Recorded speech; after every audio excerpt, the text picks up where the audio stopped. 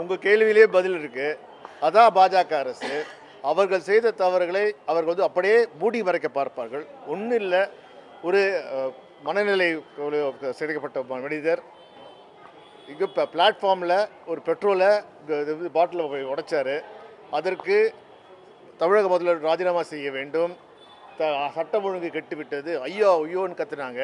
ஆனால் நான் புதிய நாடாளுமன்றத்தில் கிட்டத்தட்ட 10,000 கோடி ரூபாய் செலவு செய்து கட்டப்பட்ட புதிய நாடாளுமன்றத்தில் 2 இளைஞர்கள் இதற்கு தங்களுக்கு வேலைவாய்ப்பு இல்லை, இந்த மோடி ஆட்சியில் 10 ஆண்டுகளுக்கு வேலைவாய்ப்பு முற்றிலும் புறக்கணிக்கப்பட்டுள்ளது என்பதை உறுதி செய்வதற்காக போராடினார்கள். என்ன கலர் குண்டு வீசினார்கள். அதற்கான நடவடிக்கை எதுவுமே எடுக்கவில்லை. கேள்வி கேட்டவர்கள் வெளியே அனுப்பப்படுகிறார்கள். அவர்கள் உள்ளே வருவதற்காக, பார்வையாளர் உள்ளே வருவதற்காக அனுமதிக்காக சிபாரிசு செய்தவர் உள்ளே இருக்கிறார். என்ன செய்யணும்? யார் சிபாரிசு செய்தார்களோ அந்த மைசூர் எம்பியை முதல்ல பதவி நீக்க செஞ்சுருக்கணும். ஏன்னா அவர் செய்தது மிகப்பெரிய தவறு. ஆனால் அவர்களுக்கு முழு அந்தஸ்துடன் அவையில் அமர்ந்து வேடிக்கை பார்த்திருக்கிறார். ஆனால் நாங்கள் நாடாளுமன்ற உறுப்பினர் என்ன கேட்டார்கள்? இவ்வளோ பெரிய தவறு நடந்திருக்கிறது, இதற்கு உள்துறை அமைச்சரும் பிரதம மந்திரியும் பதில் அளித்தால் நன்றாக இருக்கும். எங்களுக்கு மட்டும் இல்லை, நாட்டில் மக்களில் உலகத்தின் பார்வையே இந்த சம்பவத்தை பார்த்து அதிர்ச்சி அடைந்திருக்கிறார்கள். பிரதமர் வந்தால் என்ன, ஆனால் என்ன செய்வது? எங்கள் நாடாளுமன்றத்துக்கு பிரதமர் 2 முறை தான் வருவார். ஆரம்பத்தில் ஜனகண பாரதி வருவார், கடைசியில் வந்தே மாதரம் போகும்போது வருவார். அதுதான் மற்றபடி பிரதமர் நாடாளுமன்றத்துக்கு வருவதே இல்லை. இந்த நிலையில் என்ன செய்வது? மிருக பலத்துடன் இருக்கிறார்கள். கண்டிப்பாக இந்திய மக்கள் அவர்கள் பாடத்தை புகட்டுவார்கள்.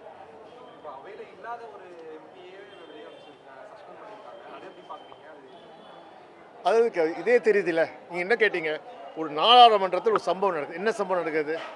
அதாவது பார்வையாளராக வந்த இருவர்கள் அவைக்குள்ளி குதித்து கலர் குண்டை வீசுகிறார்கள். அதே அவர்கள் தடுக்கப்படவில்லை.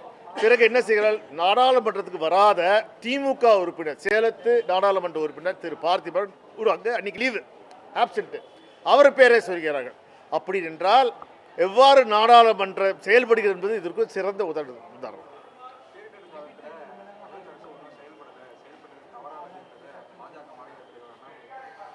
யார் யார் யார் ஐயா, நானும் அவரை தேடி தேடி பார்த்தேன். எங்கேயாவது வராரா? போனதிலாச்சும் போட்டில் போனார், ட்ராமா போட்டார்.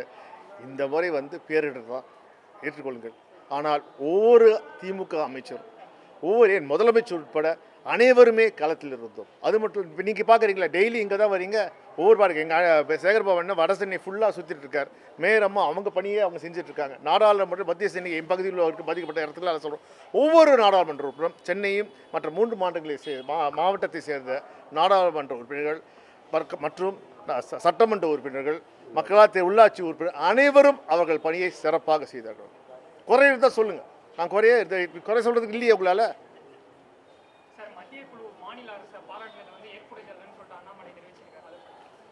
அவர் அந்த மாதிரி சொல்றதை நாங்கள் ஏற்புடையதில்லை.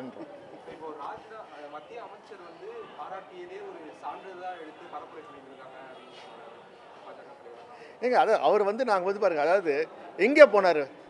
அதாவது தகுதி என்ன இருக்கு?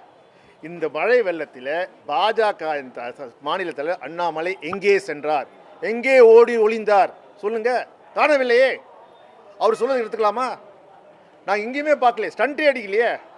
யூஸ்வலாக ஸ்டண்ட் அடிப்பார்ல, அதாவது 2 அடி தண்ணியில் கப்பலில் இது படகுல போவார், அது கூட பண்ணலையே. ரொம்ப பிஸியாக இருக்கா. எங்கே பிஸி? ஏதோ நடக்குது அங்கே, பார்த்துக்குங்க.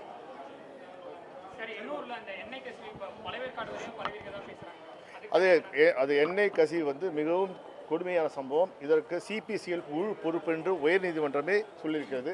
அது மட்டும் இல்லாமல் இந்த மாதிரி இருக்கும்போது ஒன்றிய அரசு தான் இதை எடுக்கணும். ஏன்னா அதுக்கு மாநில அரசுக்கு இதுக்கான அமைப்புகள் நம்மிடம் இல்லை.